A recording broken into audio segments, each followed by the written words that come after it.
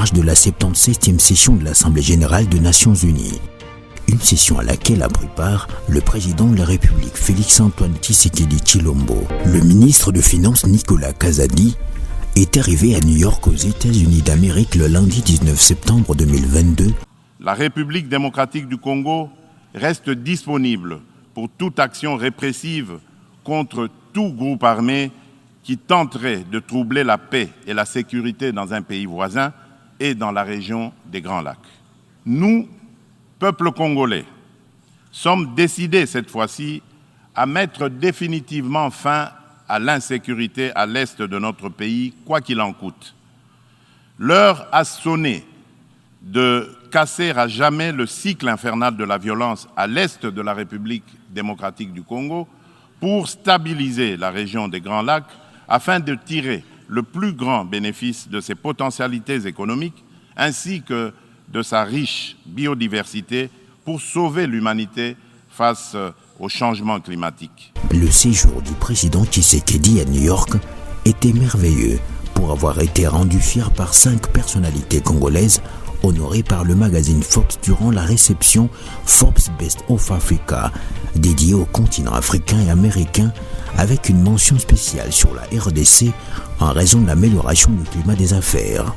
Parmi les Congolais qui étaient à l'honneur, le tout premier sur cette liste prestigieuse de Forbes Magazine, le ministre des Finances Nicolas Kazadi, pour les performances financières à travers la mobilisation accrue des recettes de l'État. Le ministre de la Communication et des Médias, Patrick Muyaya, pour ses efforts ayant contribué à l'amélioration de l'image positive de la RDC à l'extérieur. Madame la gouverneure de la Banque centrale du Congo, Marie-France Malangou Kabedi, pour les mesures prises qui contribuent à la stabilité de la monnaie congolaise face aux devises étrangères. L'inspecteur chef de service Jules Alinguete pour son combat inlassable contre les antivaleurs dans le secteur des finances publiques. Enfin, l'entrepreneur Pascal Kindelo pour ses innovations dans plusieurs secteurs. Cette reconnaissance internationale des progrès réalisés par la RDC sous la houlette du président Félix-Antoine Tshisekedi Tshilombo contribuera inéluctablement à l'image de marque du pays en vue d'attirer plus d'investisseurs. Avant la remise des prix, le ministre des Finances Nicolas Kazadi était l'un des principaux orateurs de l'US Africa Investment Forum dans un panel focalisé sur le rôle de l'Afrique face aux défis actuels du monde.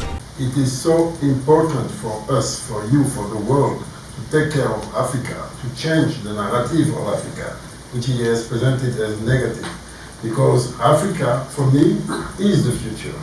Why? Take first the demography. When you consider the demography, you will see that, first of all, it is the most fast-growing population of the world. And when you go to raw material, on the mineral, for example, the most critical minerals that are